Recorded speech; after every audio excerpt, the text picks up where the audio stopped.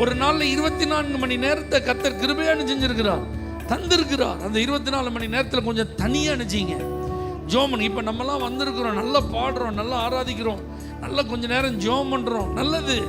இதோட நின்றக்கூடாது. நீங்கள் தனியாக ஒரு நேரம் உட்காந்து என்ன செய்யணும்? ஜோம் பண்ணணும். அதிகாலையில் எழுந்து என்ன செய்யணும்?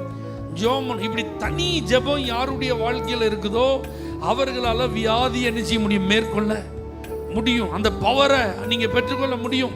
அந்த அதிகாரத்தை கர்த்தர் உங்களுக்கு நிச்சயம் என்ன செய்வார்? தருவார். அல்லேலூயா.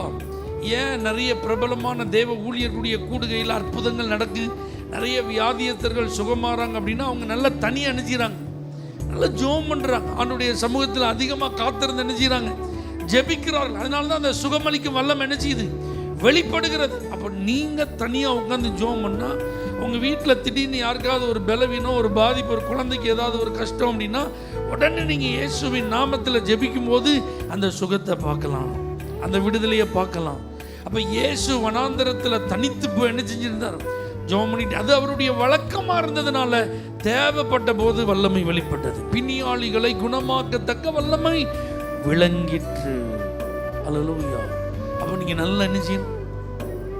தனியாக ஜெபம் பண்ண சொல்கிறவங்களோ ஒரு அல்லேலூயா சொல்லுங்க.